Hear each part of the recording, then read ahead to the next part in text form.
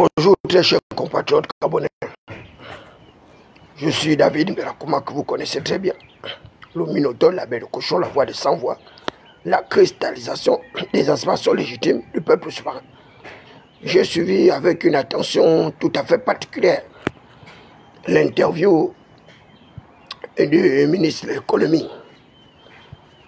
Et cette interview concernait l'analyse du plan national de la croissance et développement. Le ministre était assisté d'autres ministres avec quelques experts. Et le ministre parlait de la centrale d'achat. La centrale d'achat. Cette centrale d'achat avec une création d'entreprise où l'État détiendrait 37%. 37% des parts de cette entreprise. Je voudrais rappeler au ministre d'État que dans une économie libérale, eh bien, l'État interventionniste ne peut en réalité agir comme ils veulent le faire à travers cette centrale d'achat. Cette centrale d'achat, une fois de plus, pose la problématique de la libre circulation de la marchandise, la libre circulation des capitaux, la libre circulation des biens. Donc, dans une économie libérale, l'État s'occupe des fonctions régaliennes. L'État ne fait pas du commerce. Ce sont des indicateurs qui avaient été initiés par les institutions de Bretton Woods, le Fonds monétaire international, la Banque mondiale et toutes les autres organisations financières. Et dans ces programmes d'ajustement structurel qu'on appelait les PASS dans les années 80, ce programme consistait au désengagement de l'État de l'activité productive. Le désengagement de l'État de l'activité productive et les privatisations. L'État avait pour rôle fondamental dans de véritables économies libérales. Le seul rôle de l'État, c'est la régulation de l'activité économique, mais à partir de son rôle essentiel qui est celui de la mise en place d'un certain nombre d'infrastructures et de laisser le marché s'auto-réguler par les mécanismes de confrontation de l'offre et de la demande, monsieur le ministre. Et vous le savez très bien, si vous êtes banquier ou bien économiste, vous savez très bien que dans les économies libérales, l'intervention étatique vient fausser le jeu du libre-échange. Et là, à travers votre centrale d'achat, vous créez encore des monopoles. Même pas des oligopoles, mais un monopole de notre système étatique. Un État qui devient commerçant. Un État producteur de biens et de services. Ce n'est pas le rôle de l'État, c'est le rôle des entreprises. Les entreprises. Et votre partenariat public-privé, c'est encore une autre supercherie qui va une fois de plus avoir un effet contraire. Au lieu de la lutte contre la pauvreté, la lutte contre l'inflation et autres formes de victimisation des populations, vous avez encore une fois de plus créé un mécanisme qui va entraîner plusieurs difficultés dans ce processus-là. Apprenez à respecter les règles économiques dans une économie libérale, une économie capitalistique. À haute intensité capitalistique, l'État doit s'assurer de ses fonctions régaliennes. Les fonctions régaliennes de l'État. L'éducation, la santé, les infrastructures. Il y a le minimum. Faites d'abord votre minimum.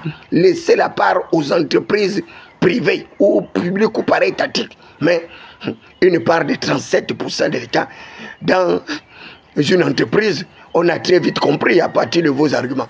Lorsque vous dites que l'État ne pourra pas perdre de l'argent, certainement que la loi des finances ne pourra pas consacrer, mais l'argent que vous investissez dans cette entreprise, l'argent là, les actionnaires de cette entreprise, vous parlez de l'État, un État commerçant. Vous faites la même chose qu'Ali Bongo Ondimba. Et c'est dommage et regrettable. Là, c'est parce que je me rends d'abord à mon poste d'emploi. À partir de 16 heures, je vais faire un examen critique de cette nouvelle trouvaille de l'État. Heureusement que vous parlez d'abord de son expérimentation en 2026. Parce que, une fois de plus, je vais démystifier ce commerce informel, ce commerce charnel de l'État avec les entreprises. Certainement, ces entreprises également sont vos propres entreprises que vous avez créées, une fois de plus, pour spolier l'État, mais également spolier les populations. Entraîner les populations dans une autre machination, parce que là vous créez des monopoles dans un marché où vous aurez pu créer des oligopoles, mais vous créez encore un monopole étatique, un État commerçant, un État interventionniste dans une économie libérale censé laisser le marché s'autoréguler par le mécanisme de l'offre et de la demande. C'est le principe d'un État régulateur. Non pas ce que vous êtes en train de vouloir faire expérimenter en pensant que vous avez affaire à des populations qui n'ont pas appris les mécanismes de l'économie, les populations qui sont totalement analphabétisées, déscolarisées. Mais je vais tout faire pour démystifier votre politique publique en matière de relance de la croissance économique. Vous êtes pratiquement à rebours chemin de ce qui doit être fait. Je vous dis, tous les pays qui se sont développés ont d'abord investi dans le premier secteur, qui est le secteur prioritaire, c'est l'agriculture. J'aurais pensé que vous êtes en train de mettre un plan d'accélération du projet Graines, comme l'a fait Ali Bongo Débat, pour lutter contre l'autosuffisance alimentaire, pour lutter contre les déséquilibres alimentaires. Nourrir la population, c'est le premier facteur d'un système étatique performant. Mais avec votre centrale d'achat, vous n'avez pas d'entreprise, vous n'avez rien, et c'est vous, l'État, qui devenez commerçant auprès des grossistes. C'est une supercherie économique et une autre politique publique qui n'arrivera nulle part. Et voilà comment vous arrivez à mentir le chef de l'État que vous êtes à la hauteur des attentes des populations, alors que ce sont des histoires. C'est des histoires. Commencez d'abord par faire la part qui est la vôtre. La part régalienne de l'État, la mise en place d'un certain nombre d'infrastructures, nourrir la population, accélérer le projet Graines, transformer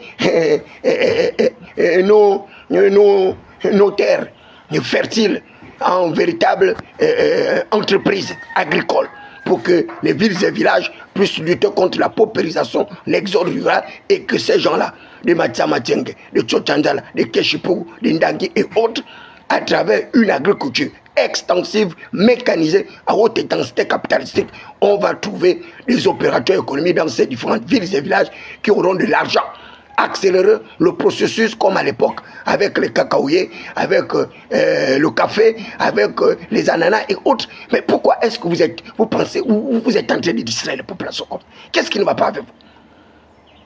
Les règles minimum en économie, vous ne les expérimentez même pas. Vous êtes là en train de survoler les mécanismes économiques. C'est pas croyable. Qu'est-ce qui est difficile à copier? La révolution verte, on l'a vu en Chine avec Mao Zedong, qui a dit que chaque Chinois devait arriver à avoir un jardin potager. Ne serait-ce que pour arriver à une économie de subsistance. L'économie de subsistance. Monsieur le ministre, relancez d'abord le projet Graines. Relancez ce projet Graines. À l'époque, le Gabon produisait déjà le riz. Et on est capable de produire le riz partout sur l'ensemble du territoire. J'ai vu le riz qui a été produit par du job de Ding Teding. Mais du côté de Mouila, on a vu le riz qui a été produit à Makoko. On a l'igname de l'Écouli qui peut être produit par de grandes quantités. On a le manioc de Franceville et autres. Mais pourquoi est-ce que vous ne développez pas d'abord ce secteur, le secteur agricole, pour nourrir les populations?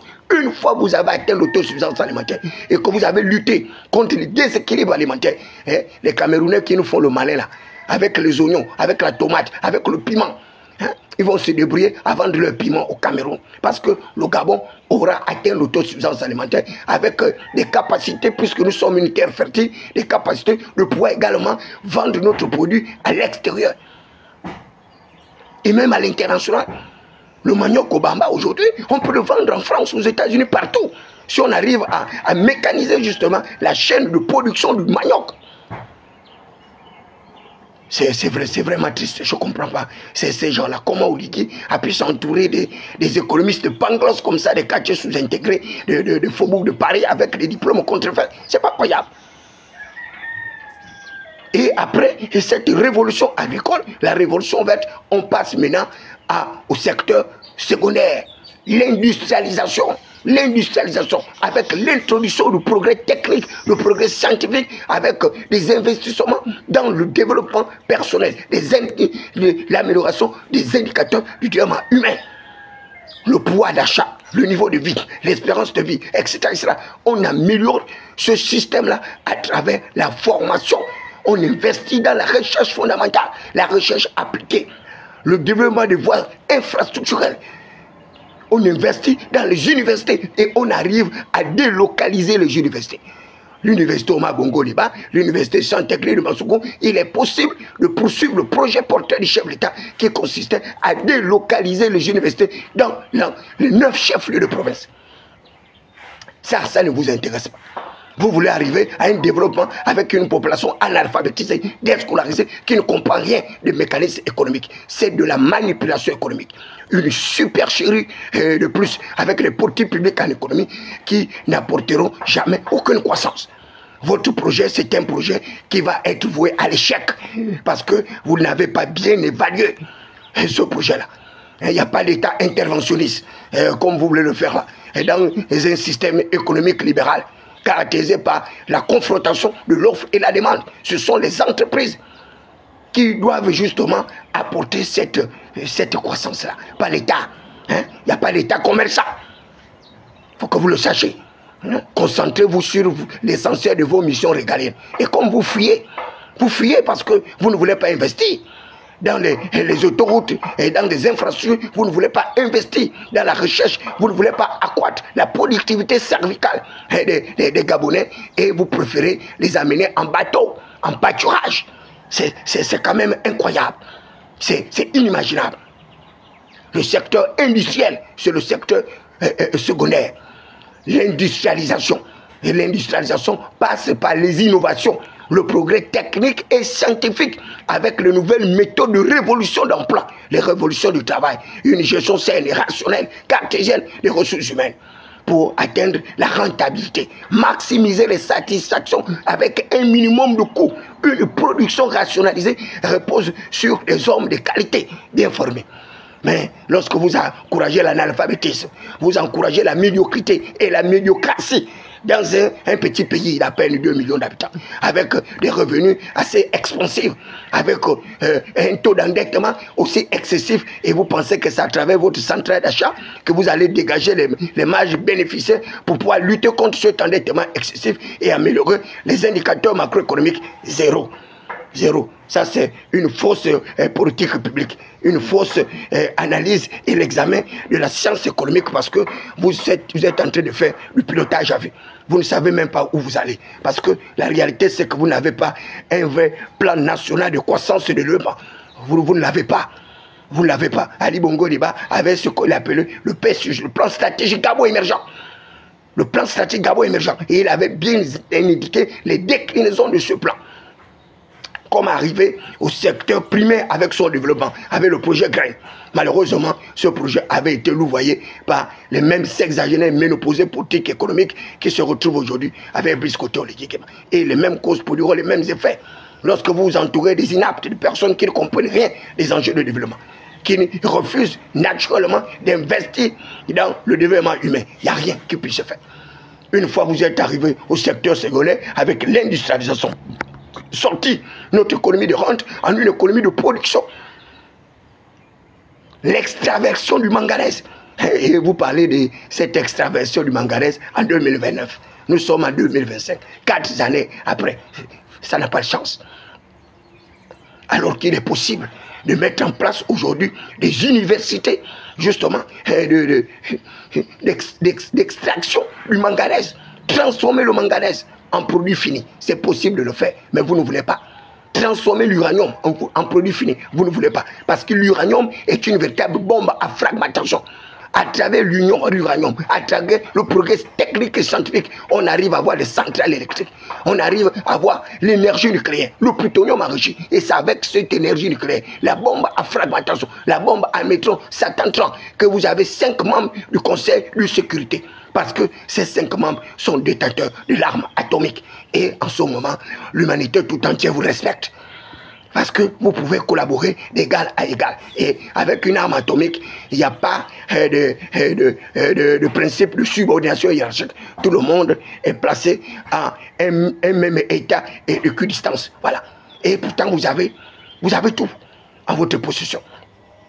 L'uranium de Mounana, grâce au progrès scientifique et technique, grâce à la révolution industrielle, on transforme l'uranium en arme nucléaire, en centrale nucléaire. Et vous avez des milliers d'emplois. Vous avez l'or. Vous pouvez transformer l'or en lingots d'or et tout pour améliorer la productivité. Il n'y a rien. Vous avez la terre avec des espaces cultivables où vous pouvez mettre en place des mécanismes d'entreprise agricole extensives à haute intensité capitalistique. Voilà, vous pouvez produire l'arachide à grande échelle du côté de chez moi dans le Wellington, la patate, le riz, etc., etc., le piment, le commerce. Mais pourquoi vous n'arrivez pas à faire d'abord des trucs très simples, des trucs élémentaires?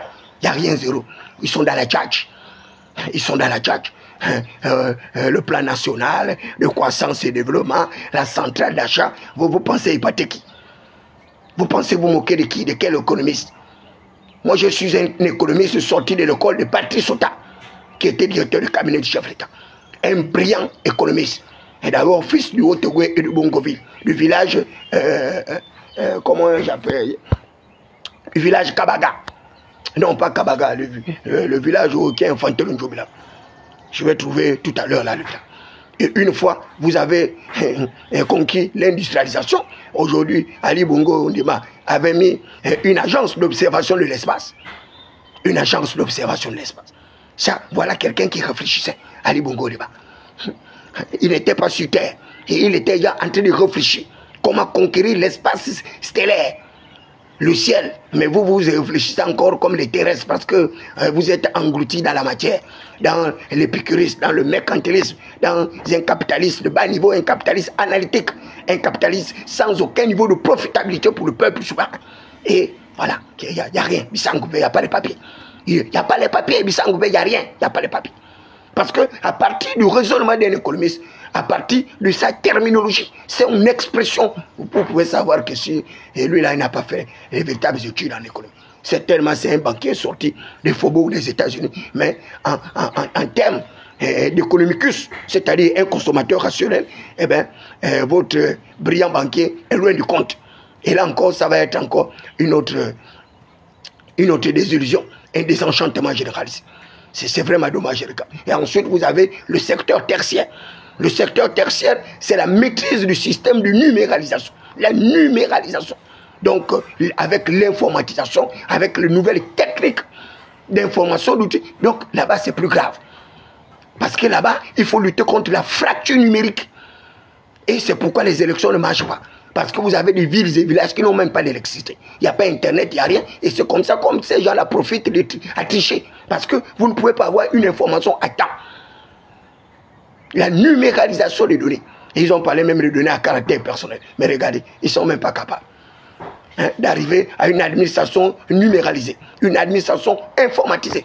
C'est l'agent public qui se balade avec ses papiers pour tenter de corrompre quelqu'un pour un avancement automatique, pour une régularisation de situation administrative. Voilà, les peuples africains, ils sont victimes d'une désorganisation de leur système étatique, avec plusieurs dysfonctionnalités, une désarticulation qui est occasionnée par des petits dirigeants qui ne comprennent rien des enjeux de développement. Bissangoubé, il n'y a pas de papier. Le secteur tertiaire. Les autres, dans ce secteur tertiaire-là, ils sont même déjà au loisir. On va créer des parcs, un parc dans la province de Haut-Togo, au milieu d'une université où il n'y a pas les tables bancs, il n'y a pas d'amphi, les étudiants n'ont même pas de restaurant pour manger, alors qu'il y a des Gabonais qui sortent d'autres villes et villages pour se retrouver dans le Haut-Togo. Est-ce qu'on est sérieux? Où est la priorité entre un parc d'attractions? Donc ça c'est le tertiaire. On arrive maintenant à les distraire. Ils sont déjà dans le secteur tertiaire. Le secteur primaire, ils n'ont encore rien fait. Le secteur secondaire, c'est encore pire. Vous voyez des économistes comme ça? Vous voyez? Ça, c'est des économistes. Donc, un étudiant va d'abord au parc, alors qu'il n'a pas les livres, il n'a pas les cahiers, il n'a pas les tables bancs, il n'a pas l'amphi, il n'a pas d'ordinateur, il n'a rien. Il n'a même pas des outils pour faire la recherche fondamentale. Zéro. Le Gabon produit le pétrole depuis plus de 60 ans. Et on n'a même pas des industries en pétrochimie. On n'a pas d'université, de métiers du pétrole.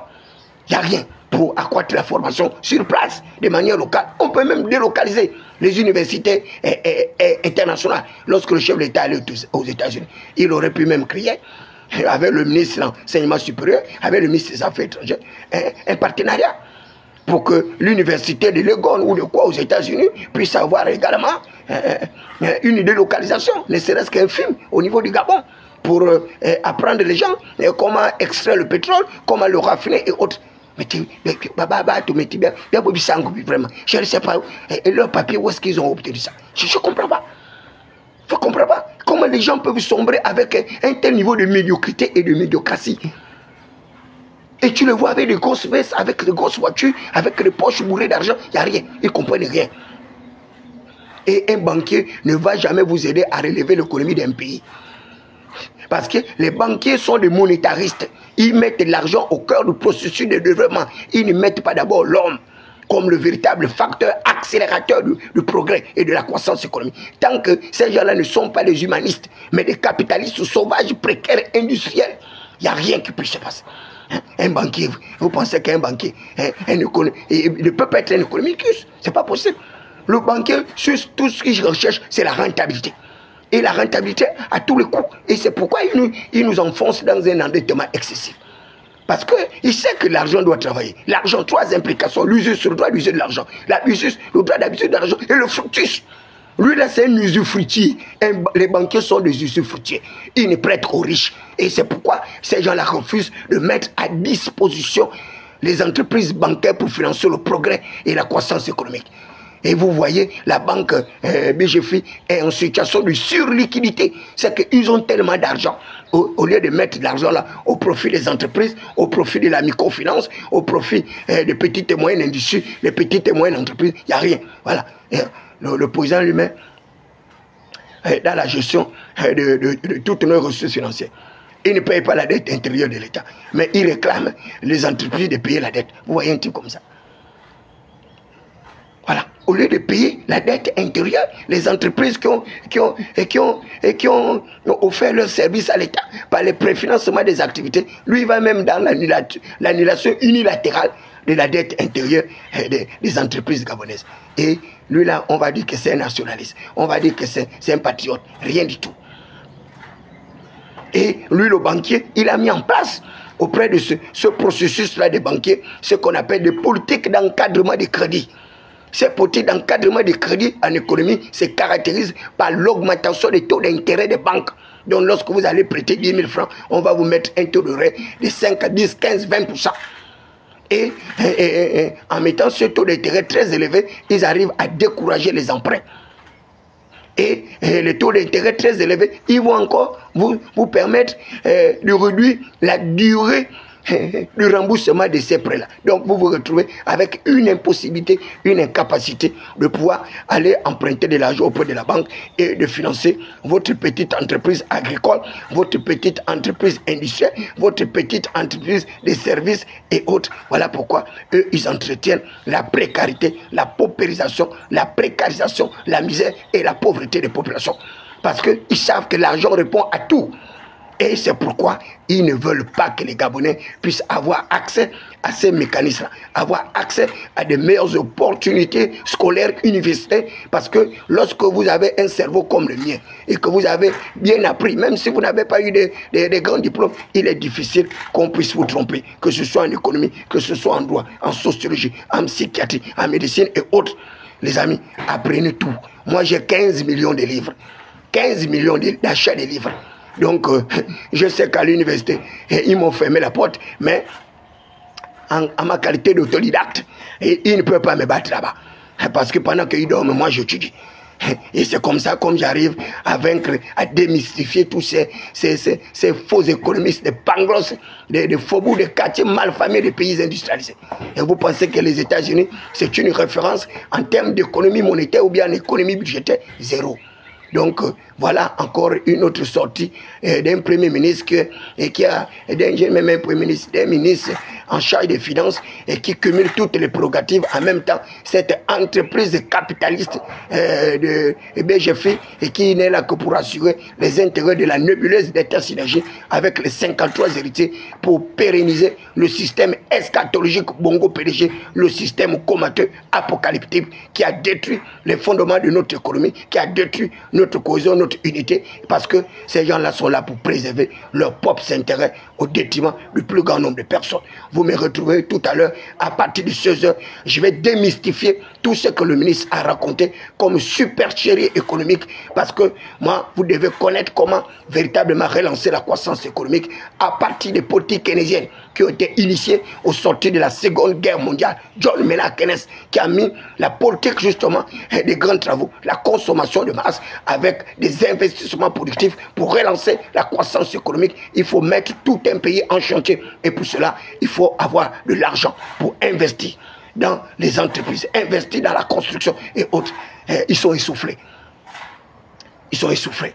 C'est la politique là que Brice Kotter et Oligui Nguema avaient commencé au départ en fanfare et en trompette. C'est pourquoi vous avez vu les chantiers partout. Ali l'a fait. Et là, Badoni Bamachi, l'argent est fini. Et donc, il n'y a plus rien. Et c'est pourquoi vous voyez les éléphants blancs, tous les petits trajets qu'ils ont fait là, à travers des routes en béton, tout ça là, ils ont tout abandonné un peu partout. Voilà. Ils sont essoufflés, il n'y a plus le pognon. Il n'y a plus rien. Donc, ils sont là maintenant. C'est le pilotage à vue, avec de gros termes économiques qui ne servent à rien. Oh, le plan national de la croissance et du développement. Oh, la centrale d'achat d'intervention. Ouais, ils ont déjà mis le projet de société d'Oligui Nguema à côté, où il avait des priorités. Ils ont parlé de l'accès à l'énergie universelle, l'accès universel de l'eau. Il n'y a rien. Les Gabonais n'ont pas l'eau dans le robinet. Il n'y a pas l'électricité, il n'y a rien. Et ils parlent de développement. Ils parlent il y a un développement où les gens n'ont pas l'accès à l'eau potable. Les gens n'ont pas l'accès à l'énergie. Avec autant de cours d'eau, avec le Goué, avec tous ces enfluents, avec l'Ampassa, le Komo, le Ouélé, tout ça là, l'eau traîne partout. Et ils n'arrivent pas à donner les Gabonais l'eau. Ailleurs, il y a déjà les filtres. Tu prends tes urines, tu mets dans la bouteille, tu mets un filtre, tu as l'eau potable comme Douanza. Voilà. C'est ça le progrès technique. C'est pas ce que vous faites là. Vous n'êtes pas à la hauteur. Le chef d'État s'est entouré des médiocres, des minables, des gens qui sont encore à une économie tâtonnante, une économie analytique embryonnaire, à faible productivité, avec des incidences majeures sur... ils sont là, tu leur demandes leur taux de croissance là. Ils sont certainement à une croissance nulle, à une croissance certainement avec au moins %. Donc, c'est même pas 1% ou 0, une croissance nulle qui sont là. Et ils vont vous dire que non, la croissance économique du Gabon est à 3-4%. Ce sont des menteurs. Voilà. Et ils sont là en train d'aller débattre un budget qui n'existe pas. Oh, 7 000 milliards de budget. Ils ont 7 000 milliards de budget. Et vous allez entendre que pour avoir les 7 000 milliards, il leur faut s'endetter pour au moins 3 500 milliards pour arriver à un équilibre budgétaire. Vous voyez les gens comme ça. Et avec 7 000 milliards de budget, ils ont encore 7 000 milliards de dettes. Donc il n'y a rien.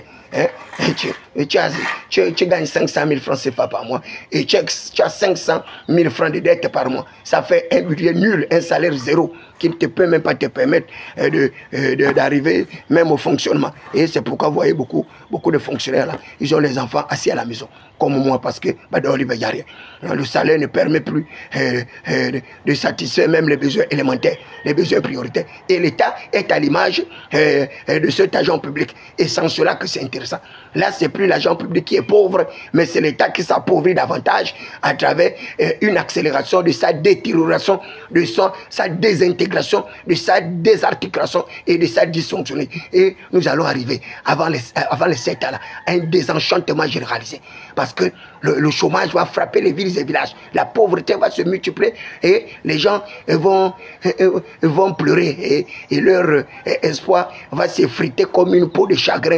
Et ils vont même regretter encore Ali Bongo Ondimba. Ils vont dire, oh donc Ali Bongo Ondimba était mieux. Parce que malheureusement, ils n'ont pas su tirer profit de la période transitionnelle pour mettre en place un véritable système politique qui soit capable d'accélérer le progrès, d'accélérer la croissance économique par la rationalisation de compétences, la rationalisation des ressources financières, des ressources humaines, des ressources techniques qui devaient nécessairement passer par une justice rétributive et distributive avec la mise à l'écart de toutes ces personnes qui ont plombé l'économie de notre pays avec des peines d'emprisonnement, les jeter en prison pour récupérer l'argent qu'ils ont envoyé dans les paradis fiscaux parce qu'il y a des hommes au Gabon qui sont aussi riches que l'État. Vous allez voir une femme comme Marie-Madeleine Bonjou, elle n'a pas de problème d'argent. Elle a l'université que l'État n'a jamais pu construire. L'université de Marie-Madeleine Bonjou, c'est le plus belle université de tout le pays. Et cette université-là peut rivaliser d'adresse à d'autres universités dans la sous-région. Et là, j'ai vu mon très cher grand frère, le brillantissime professeur Idiata, qui a compris qu'il n'y a pas d'enjeu de développement sans la formation universitaire académique. Et il a mis également son université où il y a des contenus pédagogiques là-bas qui puissent permettre d'accroître le système psychique, psychologique et les neurones d'un Gabonais moyen pour que lui également puisse compétir et trouver un emploi raisonnable. Mais pour les enfants de pauvres familles, il n'y a rien. Ils ne peuvent pas aller à l'université, Madame Mbotcho. C'est plus d'1 million par mois. Et chez Ediata, c'est 800 000 francs. Là-bas aussi, les Gabonais n'ont pas le sou. Donc les pauvres vont continuer à être pauvres. Pendant ce temps, les riches vont s'enrichir davantage. Et nous nous retrouvons dans un cercle vertueux avec le développement des phénomènes de caste. Donc leurs enfants et leurs pères ont commandé nos pères, leurs grands-pères ont commandé nos pères, et leurs enfants nous commandent jusqu'à ce que leurs petits-fils viendront commander nos propres enfants. C'est dommage. Vous voyez bien l'Assemblée nationale, et les fils sont allés retrouver leur père. Voilà. Comment on appelle Melvin Ngonjo a retrouvé la place de son père Vincent de Paul Ngonjo, qui avait retrouvé la place de son père Indjonjo Ngonjo. Là, vous avez Chantal Meboutou qui a retrouvé la place de son père député. Elle est partie à l'Assemblée nationale avec son frère. Vous avez une fois de plus Marie-Madeleine Ber qui a retrouvé la place de sa mère qui était au Sénat. Elle est partie à l'Assemblée, et pendant ce temps, vous êtes des simples acclamateurs, des simples applaudimètres, et vous allez continuer à être du bétail votant. On va vous parquer dans les villes et villages comme des misérables, des vauriens, des escargots, pour aller voter ces gens-là, pour continuer à perpétrer leur système luciférien, satanique, macabre, qui n'arrive pas à aider les pauvres fils des prolétaires que vous êtes. Parce que vous n'avez toujours pas compris que la véritable bataille, c'est le prolétariat contre l'oligarchie. La véritable bataille, c'est le prolétariat contre la gérotocratie. La véritable bataille, c'est le prolétariat contre le phalangisme, contre la plutocratie et contre le phallotocratisme au pouvoir. Voilà. Vous avez entendu, il a encore gagné les élections. Il a encore gagné les élections.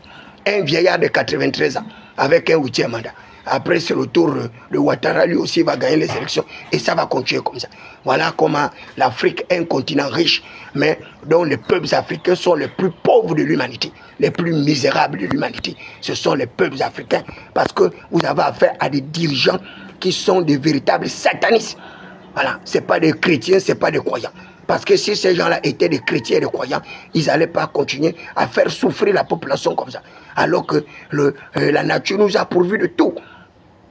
Un couvert végétal avec toutes les essences, le kovazingo, le zingo, avec toutes les essences pour pouvoir faire en sorte que les Gabonais puissent manger à leur faim. On nous a donné de l'eau en abondance, mais les gens n'ont pas l'eau. Il y a tous les cours d'eau dans le pays. Le Gabon, il n'est parcouru que par le cours d'eau, au moins à hauteur de 80%. Du couvert végétal plus l'eau, avec toutes les essences, avec toute la biodiversité, il n'y a rien. Les Gabonais n'arrivent pas à manger le poisson avec près de 600 km de côte. Même imaginez faire construire un trémail pour un Gabonais. Pêcher même la carpe qui traîne partout dans les rivières, il n'y a rien. Tu as les silures même dans les caniveaux, tu as les crabes, tu as les crustacés, il y a tout. Mais ce sont les autres pays qui mangent des carpes du Gabon. Vous voulez parler à un cerveau comme le mien, quelqu'un qui a 15 millions de livres, vous pouvez me parler. Vous êtes des plaisantins, vous n'avez pas les papiers. De la bouche cadeau alors que vous n'avez rien. Il y a des dirigeants médiocres comme ça. C'est dans les villes et villages. Je suis docteur Moutouki, ça, non pas les papiers. Vous pouvez me parler. Je suis un fils de prolétaire instruit, avec un cerveau qui dépasse vos enfants, des riches qui apprennent